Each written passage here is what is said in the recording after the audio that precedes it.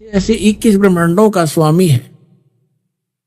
ये देखिएगा, आप जी ने जो ब्रह्मांड देखा था ये वाला, अब ये समझो ये एक गेंद सी होगी और ये 21 ब्रह्मांड का अक्षेत्र है। इस सरपुरुष का गीता अध्याय नंबर 15 के श्लोक नंबर 16 और 17 वाले में 3 पुरुष हैं। ये सरपुरुष का अक्षेत्र है 21 ब्रह्मांड। ये एक ब्रह्मांड है जिसको गेंद दिखाई देती है आपको, गेंद सी। 5 ब्रह्मांडों को इकट्ठा करके इसने एक महाब्रह्मांड बना रखे। ऐसे ऐसे 4 महाब्रह्मांडों में 20 ब्रह्मांड रोक रखे। इसके बाद इसने एक ब्रह्मांड जैसा क्षेत्र ये अलग से और है, ये तो एक लिखने के लिए समझाने के लिए अलग लिखा है। यहां भी इसने एक धोखा कर रखा है, नकली सतलोक, नकली अलखलोक, नकली अगमलोक और नकली अनामी लोक भी 21वें ब्रह्मांड में भी रचना करवा रखी है। ये तपस्शिला जहां बैठकर ये 1 लाख मानव शरीरधारी प्राणियों को खाता है, ये काल ब्रह्मा विष्णु महेश का पिता। और यहां से फिर आगे निकल जाते हैं, परब्रह्म का लोक में जाना होता है। अब देखिएगा, इसके बैक में कंप्लीट देखेंगे। अब ये है कंप्लीट सभी ब्रह्मांडों का, असंख्य ब्रह्मांडों का चित्र एक समझने के लिए। अब जो आपने देखे थे वो 21 ब्रह्मांड, अब ये है 21 ब्रह्मांड। ये सरपुरुष का क्षेत्र है, सरपुरुष का, बस इतना, ये इतना। और इसके बाद ये है परब्रह्म कहो, इसको अक्षर पुरुष कहो। इसे नेक्स्ट ब्रह्म जो है ये 7 संख्य ब्रह्मांड, इससे कई गुना बड़ा है। ये अक्षर पुरुष का केवल इतना ही अक्षेत्र है 7 संख्य ब्रह्मांड का, और ये है वो परम अक्षर ब्रह्म। असंख्य ब्रह्मांड का स्वामी ये असंग, ये छोटे छोटे दिखे सारे ब्रह्मांड हैं, सारे अलग अलग से। ये तो थोड़ा सा क्षेत्र इन दोनों का, और इस पूर्ण परमात्मा का असंग इंक्लूडिंग दिस ब्रह्म एंड पर ब्रह्म, सरपुरुष और अक्षर पुरुष इंक्लूडिंग ये परमात्मा सबके ऊपर ओवरऑल कंट्रोलर, कुल का मालिक है। ये है वो परम अक्षर ब्रह्म। अब गीता अध्याय नंबर 8 के श्लोक नंबर 1 में अर्जुन ने प्रश्न किया कि हे भगवान, आपने गीता अध्याय नंबर 7 के श्लोक नंबर 29 में कहा है कि जो व्यक्ति जरा और मरण से छूटने का प्रयत्न ही कर रहे हैं, इस संसार की किसी वस्तु की इच्छा नहीं रखते, वो तत्ब्रह्म को और सारे अध्यात्म को और सभी कर्मों से परिचित हैं, वही व्यक्ति यहां से जरा और मरण, जरा माने वृद्ध अवस्था का दुख, कहर बुढ़ापे का, और मरण माने मृत्यु, इन दोनों दुखों से बचने का जो प्रयत्न कर रहे हैं वो उस तत्ब्रह्म से परिचित है। तत्ब्रह्म कौन, अभी आपको बताया था। अब देखिएगा गीता अध्याय नंबर 7 के 29 को पढ़ते हैं। ये देखिए, श्रीमद् भगवत गीता अध्याय नंबर 7 का ये श्लोक नंबर 29 यहां पर है। हम संस्कृत पढ़ेंगे, आराम से समझ लेंगे। जरा मरण मोक्षाय, जरा माने वृद्ध अवस्था, मरण माने मृत्यु, मोक्ष माने छुटकारे के लिए, माम आश्रित यतन्ति ये ते ब्रह्म तत्विदु कृत्स्नम अध्यात्म कर्म च अखिलम। इसका अर्थ बनता है कि मेरे इस ज्ञान को आश्रय कर लेगा, जो मैंने ज्ञान दिया है कि अर्जुन तत्वदर्शी संत की खोज कर ले परमात्मा को समझने के लिए, जहां जाने के बाद फिर लौटकर कभी जन्म मृत्यु नहीं होगी, इस परम शांति प्राप्त होगी। जो मेरे इस ज्ञान को आश्रित कर लेता है और जो केवल जरा और मरण से छूटने का जो प्रयत्न कर रहे हैं, वो तत्ब्रह्म से परिचित हो चुके हैं और सारे दातम ज्ञान से और सभी कर्मों से परिचित हैं। केवल वही उस जरा और मरण से छूटने के लिए प्रयत्नशील है, संसार की किसी वस्तु की इच्छा नहीं रखते। तब 8वें अध्याय के प्रथम मंत्र में अर्जुन ने पूछा, फिर किम तत्ब्रह्म, वो तत्ब्रह्म क्या है? 8वें अध्याय के 3रे श्लोक में गीता ज्ञानदाता ने कहा वो परम अक्षर ब्रह्म है। एक सरब्रह्म, 21 ब्रह्मांड का स्वामी, इसको सरपुरुष कहो, सरब्रह्म कहो। फिर अक्षर ब्रह्म, उसको अक्षर पुरुष कहो, अक्षर ब्रह्म कहो, वो 7 संख्य ब्रह्मांड का स्वामी अभी आपको दिखाया था। और वो उत्तम पुरुष है तू अन्य परमात्मा इति उदाहरते, 15वें अध्याय के 17वें श्लोक में, या गीता के अध्याय नंबर 8 के श्लोक नंबर 3 में कहा कि वो परम अक्षर ब्रह्म है।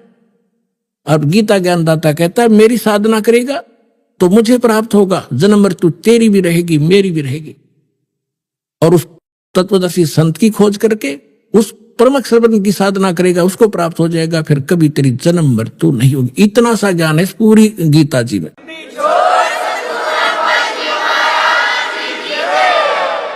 अब देखिएगा, हम पढ़ रहे अध्याय नंबर 7 का और मंत्र नंबर 29। ये तो दास ने आपको संस्कृत से अनुवाद किया है।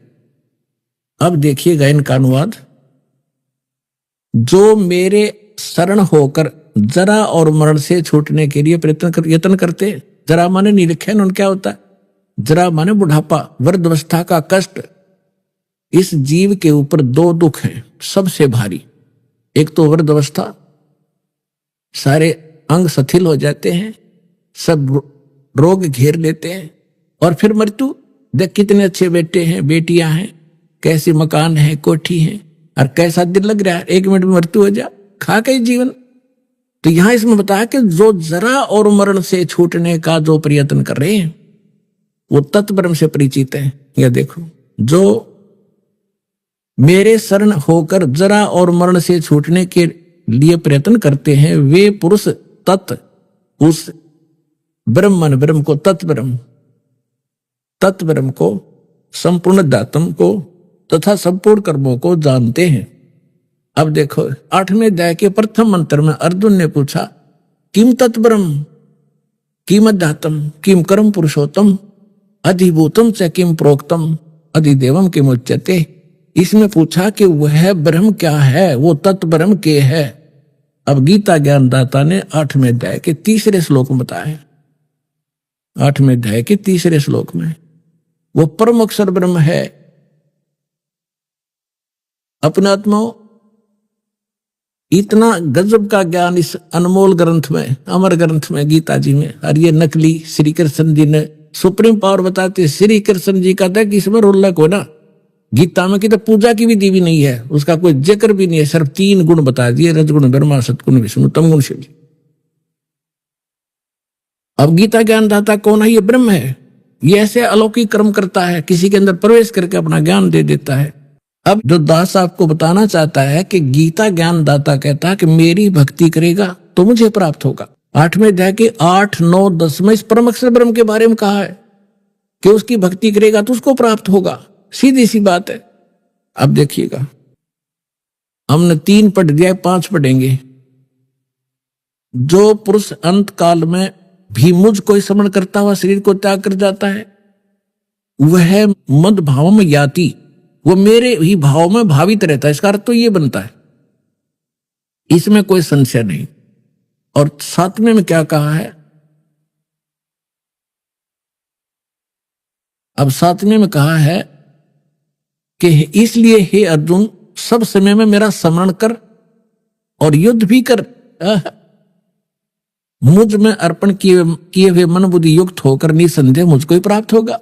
अब देखो, गीता ज्ञान दाता कह रहा है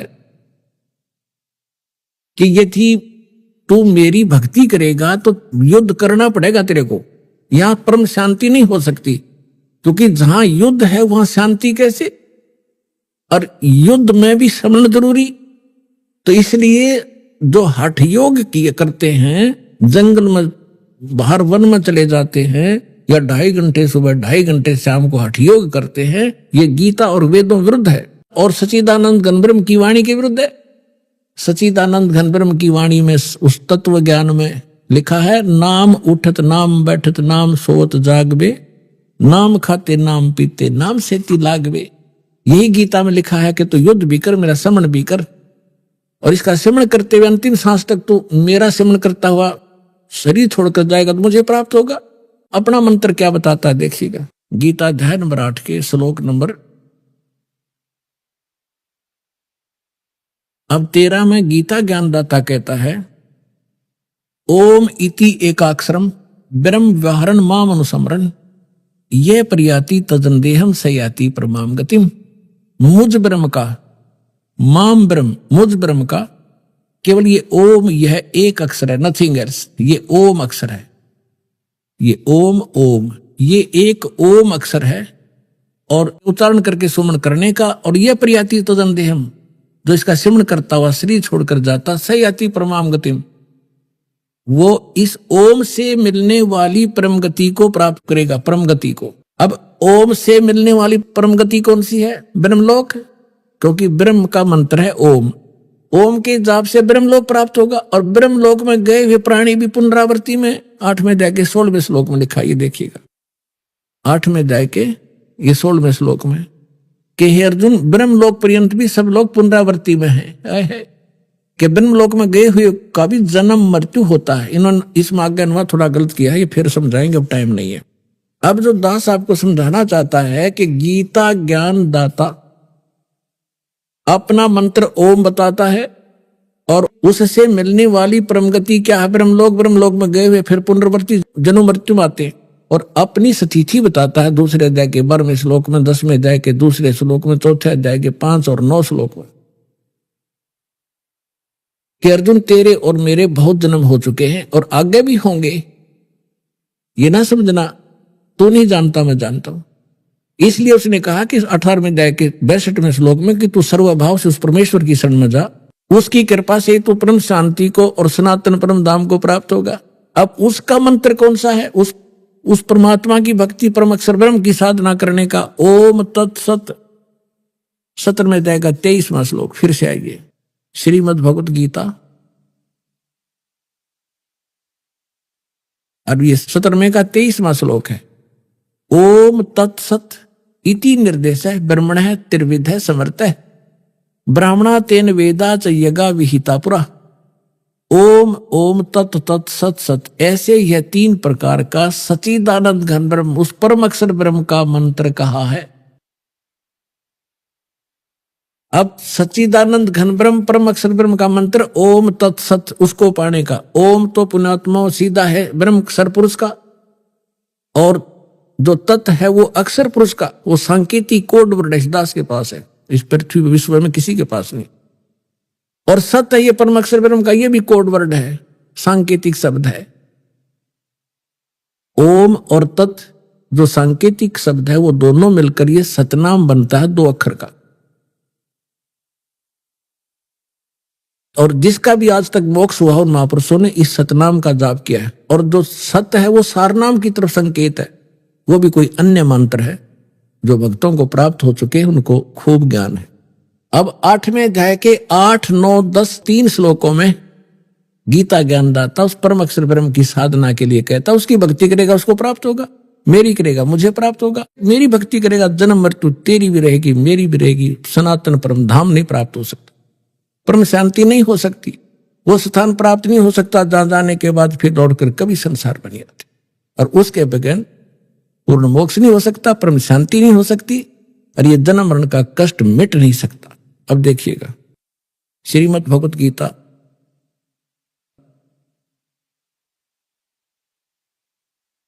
8वें अध्याय का 8, 9, 10 आपको रूबरू करते हैं।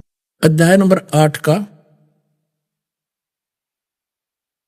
और यहां से शुरू करेंगे। यहां तक तो इसने अपना बता दिया है, 7वें तक तो, इसलिए हे अर्जुन सब समय में मेरा स्मरण कर और युद्ध भी कर। इस प्रकार मुझ में अर्पण किए हुए मन भाव से युक्त होकर निसंदेह मुझको प्राप्त होगा। और फिर 8वें में क्या कहा है? अभ्यास योग युक्तेन चेतसा न अन्य गामिना परमं पुरुषम दिव्यम याति पार्थ अनुचिंतन।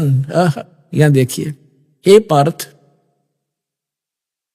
पार्थ यह नियम है कि परमेश्वर के, ओहो देखो पुण्यात्माओं, डेफिनेशन ऑफ गॉड भी आज तक हमें प्राप्त नहीं बता सके हमारे नकली गुरु। ईश ये सरपुरुष है, ईश्वर ये अक्षर पुरुष है, और परमेश्वर इन सब से उत्तम परमेश्वर वो सच्चिदानंद घन ब्रह्म, वो परम अक्षर ब्रह्म है। अब यहां बता रहे हैं कि उस परमेश्वर के ध्यान, उसकी भक्ति करने से उसको प्राप्त होता है। देखिए, हे पार्थ परमेश्वर के ध्यान के अभ्यास रूप योग से, ये नहीं अभ्यास योग युक्तेन, जो मंत्र बताए हैं उनके अभ्यास करने से, और दूसरी ओर न जाने वाले चित्त से, यानी और कोई साधना नहीं करने वाला व्यक्ति, और निरंतर चिंतन करता हुआ परम दिव्य पुरुषम, परमम दिव्यम पुरुषम, परम प्रकाश रूप नहीं, परम दिव्य पुरुष को अर्थात उस परमेश्वर को, परम अक्षर ब्रह्म को ही प्राप्त होता है। अब देखना 9वें में क्या कहा है, 8वां पढ़ दिया, 9वां यहां लिखा है कि यहां पर कवियम शब्द भी लिखा है, इसको अभी नहीं छेड़ेंगे, लंबा विषय बन जाएगा। जो इन्होंने इसका अर्थ कर दिया सर्वज्ञ। कवियम का अर्थ होता कबीर देव लिखना था। जो कबीर देव अनादि है, सबका नियंत्रता है, सूक्ष्म से भी अति सूक्ष्म और सबका धारण पोषण करने वाले अचिंत स्वरूप, सूर्य के सदृश नित्य चेतन, आदित्य वर्णम साकार परमात्मा, तेजो में शरीर युक्त, इसका अर्थ ये बनता है अविद्या से परे, अति परे, यानी जो इसको कोई नहीं जानता, उस परमेश्वर का सेवन करता हुआ। और 10वां, ये 10वां श्लोक 8वें अध्याय का, करता हुआ वह भक्ति युक्त पुरुष साधक अंत काल में योग बल से, योग माने साधना की शक्ति से, बिरकुटी के मध्यम में प्राणों को अच्छी प्रकार स्थापित करके फिर निश्चल मन से उस 3 मंत्र के जाप का स्मरण करता हुआ उस दिव्यम परमम पुरुषम, हो परम अक्षर ब्रह्म को, दिव्य रूप परम पुरुष को, गीता ज्ञान दाता से अन्य जो परम अक्षर ब्रह्म है उसको ही प्राप्त होता है। अपने आत्माओं, जो दास आज सत्संग करना चाहता था जिस विषय पर, उसकी तो भूमिका बनाई है। 2 घंटे में तो भूमिका बनी है अभी। आज दास आपको ये बताना चाहो था कि ब्रह्मा विष्णु महेश की क्या स्थिति है और गीता में उसको क्या संज्ञा दे रखी है, वो लंबा विषय बन गया, फिर कल के सत्संग में सुनाएंगे। और दूसरा ये सुनाना चाहा था कि ये है वास्तविक ज्ञान हमारे सदग्रंथों का। और ये राधा स्वामी वाले क्या बताते हैं कि हमारे साढ़े गुरुओं का ज्ञान तो गीता वेद पुराणों से आगे का है। हमने गीता और वेदों की कोई आवश्यकता नहीं, उनका ज्ञान दिखाना चाहूं था पर समय थोड़ा रह गया। वो किसा ज्ञान है, कल दिखाएंगे उनको। परम पिता परमात्मा पूर्ण ब्रह्म सारी सृष्टि के रचनहार कबीर परमेश्वर जी की असीम रजा से आप सभी पुण्यात्माएं परमेश्वर की महिमा सुनने के लिए उपस्थित हुए। सत्संग में आने से प्राणी को ज्ञान होता है, इस जीव को पता चलता है कि तू कौन है। आपको मानव शरीर किस उद्देश्य से प्राप्त हुआ है, आप कर क्या रहे हो, आप जी को करना क्या चाहिए था। जब तक सत्संग में प्राणी नहीं आते, यथार्थ ज्ञान सुनने को उपलब्ध नहीं होता, तब तक ये अपनी दैनिक क्रियाओं को श्रेष्ठ मानकर करता रहता है। चाहे कोई चोरी करता है, चाहे कोई रिश्वत लेता है, कोई हेरा फेरी करके अपनी रोजी रोटी चलाता है, चाहे कोई कसाई का काम कर रहा है, उसको उसमें कोई ऑब्जेक्शन नहीं महसूस होता। और जब वो प्राणी सत्संग सुनता है, परमात्मा के विधान से परिचित होता है, फिर उसको पता चलता है कि जो मैं कर रहा हूं ये बहुत ही गलत हो रहा है। और ज्ञान से फिर डर बनता है, डर से फिर पाप कर्म करने से प्राणी बच जाता है। इसलिए परमेश्वर ने कहा है, सतगुरु के दरबार में जाइयो बारंबार, बोली वस्तु लखा देवे, सतगुरु है दातार। मात पिता मिल जावेंगे, 1,84 माही, सतगुरु सेवा और बंदगी ये बहुर मिलन की नहीं। मानुष जन्म पाके जो नहीं रटे हरि नाम, जैसे कुआ जल बिना बनवायो क्या काम, राम रटत कोढ़ी भलो, चू चू पड़े जो चाम, वो सुंदर शरीर किस काम का, जा मुख नाही नाम। राम रटत दारिद्र भलो, टूटी घर की छान, वो सुंदर महल किस काम के, जहाँ भक्ति नहीं भगवान। कबीर सब जग निर्धना, धनवंता ना कोय, धनवंता सो जानियो जिस पे राम नाम धन होवे। पृथ्वीपति चकवे गए, जिनके चक्र चलंत, रावण सरीखे कौन गिने, ऐसे गए अनंत। सर्व सोने की लंका थी, वो रावण से रणधीरम, एक पलक में राज बिराजी, जम के पड़े जंजीरम।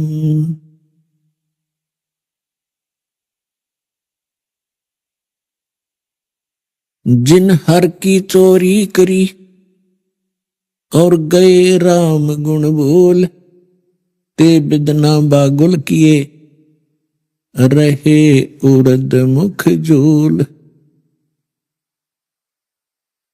राम रटत कन्यावली, साकट बलो न पूत, छेरी के गल में गलथना, जिसमें दूध ना मूत। कबीर जिव्या तो वाए भली, जो रटे हरि नाम, नहीं तो काट के फेंक दियो हो, ये मुख में भलो न चाम। पुण्यात्माओं, सौभाग्य आपका, आप जी को ये अमर वचन, अमृतवाणी, यथार्थ ज्ञान और सच्चा भगवान, जिसको सच्चा करतार, सच्चा साहिब, सत साहिब कहते हैं, इसकी जानकारी हुई।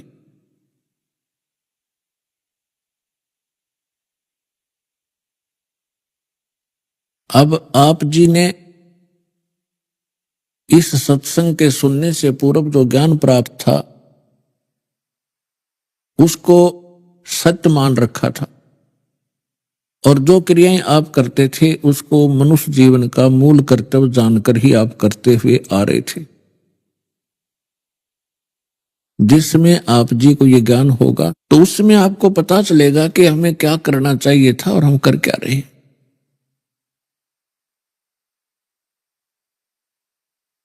आप जी ने अभी एक वाणी सुनी कि सर्व सोने की लंका थी, रावण से रणधीरम, एक पलक में राज बिराजी, जम के पड़े जंजीरम।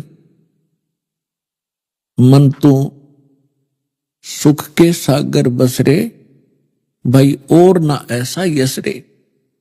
अब हम यहां छोटी सी महिमा प्राप्ति के लिए क्या करते हैं कि बड़ी कोठी बना ले और गांव या नगर के अंदर प्रशंसा के पात्र बने, बड़ी गाड़ी खरीद ले और कोई उच्च पोस्ट प्राप्त हो जावे, कोई एमएलए, एमपी, मंत्री, मुख्यमंत्री, प्रधानमंत्री बनकर आप ये सोचते हैं कि हमारी बहुत बड़ी महिमा हो गई। तो परमात्मा के इस विधान से पता चलता है कि यहां का जो यश है ये यूजलेस है, ये फोकट है। अब जैसे कोई एक अच्छा राजनेता है या कोई वैसे सोशल वर्कर है, कोई अच्छा कार्य करता है या कोई अच्छा कोई नेक व्यक्ति है और उसके कार्यों से प्रसन्न होकर के सभी उसकी प्रशंसा करते हैं। और यदि वो परमात्मा की भक्ति नहीं कर रहा, यथार्थ साधना नहीं कर रहा, तो अपने पूर्व जन्म के उन पुण्यों को ही वो यूज कर रहा है, प्रयोग कर रहा है, और भविष्य का उसको कुछ प्राप्त नहीं हो रहा। उसकी मृत्यु के उपरांत क्या बनाते हैं, उसकी यादगार बना लेते हैं, उसका एक स्टैच्यू बना देते हैं, तस्वीर बना लेते हैं।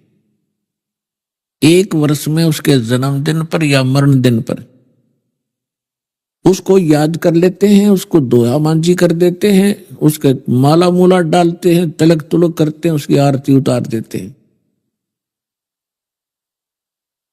और सच्ची भक्ति ना करने से मनमाना वही कहीं वहां कौवा बनकर घूम रहा हो और अपने ही स्टैच्यू पर वहां बीट कर रहा है, उसके माथे पर बैठ कर। तो परमात्मा कहते हैं, मन तू सुख के सागर बस रे, भाई और न ऐसा यस रे। मन तू सुख के सागर बस रे, भाई और न ऐसा यस रे। और कोई ऐसी महिमा नहीं है। यदि तू सतलोक चला गया, जहां कोई दुख नहीं, कोई मृत्यु नहीं, वृद्ध अवस्था नहीं, किसी वस्तु का अभाव नहीं, तो तब तेरी महिमा होगी। यहां आपकी कोई महिमा नहीं है। क्या बताते हैं, क्या मांगू कुछ थिर न रहाई, देखत नैन चला जग जाई। 1 लख पूत 1.25 लख नाती, उस रावण के दीवान बाती। परमात्मा कहते हैं कि आप अनजान हो, अध्यात्म ज्ञानहीन हो, इसलिए इस संसार की व्यवस्थाओं को, वस्तुओं को, पदार्थों को ही आप संतों से मांगने के लिए आते हो, या मंदिरों में या कहीं पहाड़ों पर जहां भी आप जाते हो, एक ही उद्देश्य से लेकर जाते हो। परमात्मा कहते हैं, निसंतान संतान ही की डिमांड करता है, निर्धन धन की इच्छा करता है, और अंधा आंखें ही मांगता है, रोगी आरोग्य मांगता है, और कुछ एक ही भक्त ऐसे होते हैं जो केवल परमात्मा ही मांगते हैं। तो जो केवल परमात्मा चाहते हैं, वो चाहत आपकी श्रेष्ठ है। बाकी जो जिस चाहत के लिए आप भगवान की भक्ति करते हो, ठीक है, यदि आपको संत पूरा मिल जाता है और आप ये डिमांड वहां करते हो, तो वो सुख तो आपको मिल जाएंगे, लेकिन मनुष्य जीवन का मूल उद्देश्य शेष रह जाएगा। तो परमात्मा कहते हैं, क्या मांगू कुछ स्थिर ना रहाई, और देखत नैन चला जग जाई। मेरी आंखों के सामने दुनिया जा रही है, छोड़ छोड़ के बड़े पूरे परिवार को, छोटे छोटे बच्चों को, माँ बाप मर जाते हैं, छोड़कर वो भटकते रहते हैं। किसी का पति मर गया, किसी की पत्नी मर जाती है, किसी के बच्चे उसकी आंखों के सामने सारे ही मर जाते हैं। तो परमात्मा याद दिलाना चाहते हैं कि मनुष्य जीवन पाक है, जो नहीं रटे हरि नाम, और जैसे कुआं जल बिना, फिर बनवाया क्या काम। इसका मूल उद्देश्य याद दिलाते हुए मैं समझाना